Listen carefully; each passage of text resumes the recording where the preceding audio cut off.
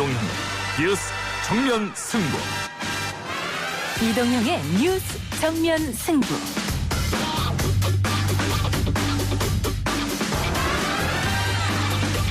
청취자 여러분 안녕하십니까, 이동형입니다. 개혁 사전에서는 제도나 기구를 새롭게 고침이라고 설명하는데요. 우리 사회의 여러 문제들은 항상 개혁이란 말로 변화를 요구받았습니다만 잘 바뀌지는 않은 것 같습니다. 사법 분야는 더욱 그렇죠.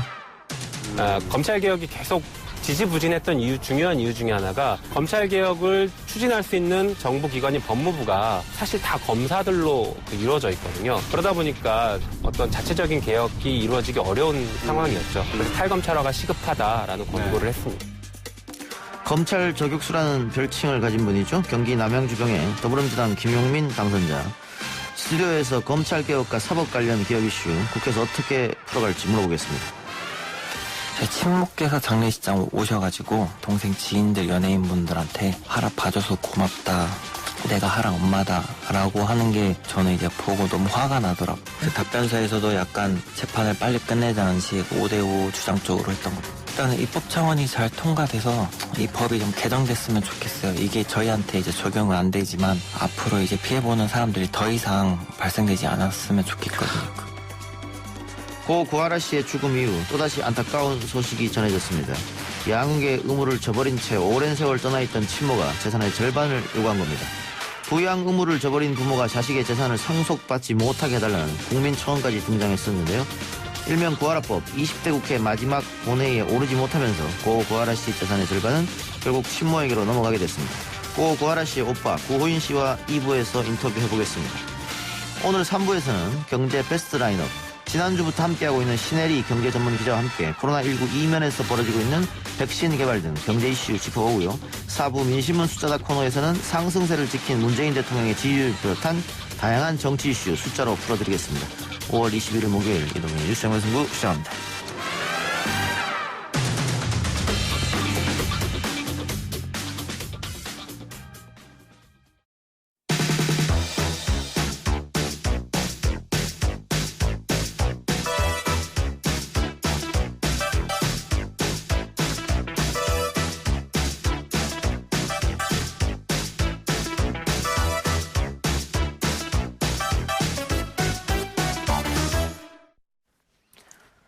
더불어민주당 김용민 당선인 나왔습니다. 어서 오십시오. 네, 안녕하세요. 김용민입니다. 예, 선거 끝나고는 처음 출연했는데 당선 축하드리고요. 예, 감사합니다. 그런데 좀 아프셨다고요? 예, 선거 끝나고 대상포진에 걸려가지고 좀 바빴습니다. 지금 괜찮습니까? 예, 지금은 완전히 회복했습니다. 예, 일 많이 하시려면 아프면 안 되니까. 네. 자, 선거 얘기 먼저 좀 해보면 주광덕 의원을 상대로 당선이 됐는데 그 쉽지 않은 선거였죠? 네, 맞습니다. 상대 후보가 이제 그 2선, 3선을 도전하는 후보였고, 지지자들 사이에서는 나름 인지도도 상당히 높고, 일 잘한다. 예. 이렇게 평가를 받는 분이었더라고요. 힘든 선거였는데, 간신히 이겼습니다. 막판까지, 끝까지. 네. 지켜봤을 것 같아요. 네, 맞습니다. 결정이 나지 않아가지고. 네, 새벽 한 5시쯤에 결정 났죠. 예. 자, 그런데 이제 당선되셨으니까, 국회에 들어가서 이제 할 일이 많으신데, 일단 민주당 쪽에서는 그 초선 의원들이 원하는 쪽으로 상임위를 배분하겠다 이런 얘기를 했습니다. 뭐 신임 원내대표도 그런 말을 했고요. 네. 본인이 원하는 곳은 어디입니까? 당연히 검찰개혁을 제가 계속 얘기하고 있어서 예. 법사위 지원했고요. 예. 저희 지역에서는 또 싫어하실 수 있는데, 예. 네, 그래서 국토교통위도 같이 지원했습니다. 예. 네. 국토위로 가장 많이 몰렸다는 네, 얘기. 그런 것 같습니다. 예, 인기 상임위니까. 예. 네. 반대로 국방위는 많이 안 몰렸더라고요. 네, 예. 그런 것 같습니다. 자, 그런데 방금 말씀하셨으니까 검찰 개혁 줄곧 이야기해왔다. 검찰 개혁에 위해서는 가장 우선시돼야 되는 게 어떤 게 있을까요? 가장 중요한 건 사실 검찰에 집중된 권한을 분산시키고 견제하도록 만드는 것인데요. 예. 그건 지금 하나하나 하고 있고요. 예. 지금 당장 우리 눈앞에서 해야 될 것들이 몇 가지 더 있다고 생각합니다. 예. 그중에 중요한 게 검찰의 특권 내려놓기를 만드는 게 중요하다 이렇게 생각하고 있습니다. 예. 그래서 지금 검찰의 특권 여러 가지가 있을 수 있는데 가장 대표적인 게 검찰총장 지금 장관급 대우로 하고 있는데 예. 검찰총장을 차관급 대우로 낮추는 게 필요하다라고 저는 생각합니다. 예. 이게 왜 그러냐면 비슷한 권력기관으로 볼 수 있는 경찰청장이나 국세청장 이런 분들은 다 차관급이거든요. 예. 그런데 유독 검찰총장만 장관급으로 대우하고 그러다 보니까 법무부 장관과의 관계에서 지휘감독 체계가 잘 안 맞고 어긋나는 것 같은 그런 엇박자들이 나오고 예. 있죠. 그리고 한편으로는 그 공수처법에 보면은 공수처장은 차관으로 대우하도록 그렇게 법에 아예 규정을 해놨습니다. 그것과 비춰보더라도 검찰총장을 굳이 장관급으로 대우할 필요가 없다. 그래서 검찰총장을 차관급 대우로 낮추는 게 필요하다라고 생각합니다. 예. 명칭도 뭐 관세청장, 경찰청장 다 이런데 검찰만 검찰총장이거든요. 네. 이름부터 특권이 있는 게 아니냐. 그래서 이름도 바꿔야 된다는 얘기가 있습니다만, 근데 이 부분은 또 헌법 개정사항이라면서요. 맞습니다. 그러니까 검찰총장의 이름이 부적절하다라는 지적은 항상 있어 왔는데 예. 헌법에 검찰총장이라고 명확하게 기재가 돼 있기 때문에 예. 그 단어를 바꿔야 됩니다. 예. 자, 근데 재헌 헌법을 만들면서 이 검찰의 권한이 막강해졌지 않습니까? 당시에는 뭐 이제 일제 식민 시대를 막 벗어났기 때문에 일제 경찰이 너무 악독한 행위를 많이 해서 경찰 파쇼보다는 그래도 검찰 파쇼가 낫지 않느냐. 당분간만 이 체제로 가자. 맞습니다. 그래서 전 세계에서 가장 막강한 권력을 대한민국 검찰이 손에 졌단 말이죠. 맞습니다. 근데 이게 지금 70년, 80년 와버렸어요. 네. 그래서 이제 조금 검찰의 권한을 내려놓자. 그런데 그 검찰 내에서 반발은 또 상당할 거 아닙니까? 누가 자기 권력을 내려놓고 싶어 하겠어요. 맞습니다. 그렇죠. 예. 그 말씀하신 대로 사실은 경찰의 막강한 권한을 견제하기 위해서 검찰한테 권한을 많이 실어준 것입니다. 그런데도 불구하고 사실 검찰이 한동안 힘을 못 썼습니다. 그러다가 이제 뭐 김영삼 정부 들어서서 그리고 이제 군사 정부 들어서서 이제 법치주의를 강조하면서 검찰의 힘이 점점 실리게 됐죠. 예. 그러다 보니까 법 제정 당시에는 예상하지 못했던 너무 막강한 검찰의 힘이 지금 이제 드러나게 된 것이고요. 그래서 이런 검찰의 집중되고 막강한 권한을 이제 좀 나누고 제자리로 돌려놓는 게 필요하다라는 게 정말 중요한 것 같습니다. 예. 근데 일각에서 민주당 또 민주당의 초선 당선인들이 검찰 개혁을 자꾸 언급하는 걸 보고 윤석열 총장에 대한 보복성 조치 아니냐 이렇게 지적하는 분도 있는 것 같아요. 그거는 뭐 보복성 조치라기보다 그러니까 개인을 놓고 생각해서는 뭐 그렇게 뭐 평가를 할 가능성도 있긴 하지만 예. 그게 아니라 기관의 개혁안을 얘기하는 것이기 때문에 예. 보복성 조치라고 평가할 것은 아닌 것 같습니다. 그게 어떻게 보면 이제 부수적인 조치처럼 그렇게 느껴질 수는 있을 것 같지만 목적이나 방향은 예. 검찰의 개혁을 하자라는 것이지 뭐 보복성 조치는 좀 잘못된 지적이라 생각합니다. 근데 당장 국회가 21대 국회가 개원하면 원내 교섭단체 국회 당들이 상임위 배분부터 논의를 해야 될 겁니다. 네. 어느 당이 어느 위원장을 가지고 가냐. 법사위는 네. 어떻게 되는 겁니까? 글쎄요, 저도 뭐 언론 통해서 지금 계속 보고 있는데 법사위원장을 이번에는 그 여당이 가져와야 된다라는 그런 얘기들이 많고 그런 국민들의 요구가 많은 것 같습니다. 예. 그런 요구들이 나오는 그 배경이 사실 중요할 것 같은데요. 예. 지난 20대 국회에서 야당이 법사위원장을 하면서 지나치게 국정 발목을 잡았던 게 아니냐. 개혁 입법을 법사위에서 다 잡고 있으면서 아무것도 하지 못했다. 예. 그러니까 이번에는 그 180석에 가까운 민주당이 그런 여당이 이제 거대 여당이 됐는데 또 여전히 또 발목 잡혀 있으면 국민들이 그렇게 많이 지지해주고 힘을 실어준 것을 여전히 쓸 수 없는 것 아니냐라는 것이 이제 중요한 문제의식이었던 것 같습니다. 그래서 김태년 원내대표가 야당이 법사위를 갖고 가려면 월권 행위를 못하게끔 그걸 합의해주면 넘겨줄 수도 있다 이 얘기거든요. 네. 근데 법사위의 월권은 사실 뭐 비단 이번만 이야기 나왔던 건 아니고 계속해서 나왔던 이야기지 않습니까? 맞습니다. 마치 이제 상원처럼 예. 굴었던 그런 문제들이 계속 지적돼 왔죠. 예.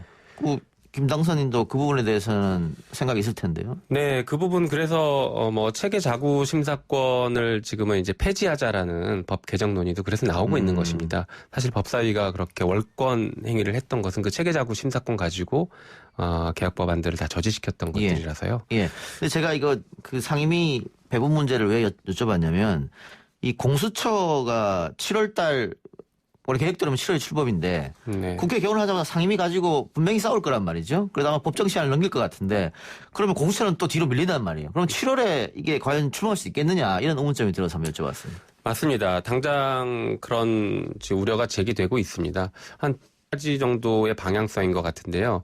지금 방금 말씀하신 여야가 합의를 통해서 공수처장 추천이 돼야 되는 문제가 하나 있고 또 하나는 공수처장에 대한 인사청문회를 위해서는 인사청문회법이 개정이 돼서 공수처장을 인사청문회 대상으로 기재를 해야 됩니다. 예. 그런데 그 법이 지금 20대 국회에서 통과되지 않고 있고 21대 국회에서 처리돼야 되는 상황인 것이죠. 예. 그래서 이런 여러 가지 그 문제점들 때문에 7월에 공수처가 출범하기에는 매우 어렵지 않냐라는 그런 우려들이 제기되고 있는 것은 맞습니다. 예. 사실입니다. 현실적으로 그렇다는 얘기죠. 네. 예. 또 최근에 고 한만호 씨 비망록을 뉴스타파에서 보도하면서 한명수 전 총리의 사건을 재조사해야 된다. 그러니까 그 비망록 내용만 보면은 어떻게 이런 일이 있을 수 있을까? 만약 사실은 전제하에 네. 그렇다면 검찰이 뭐 증거를 조작했다는 얘기밖에 안 되는 거지 않습니까? 정치적 목적을 가지고 사건을 조작한 거죠, 사실상. 예. 네.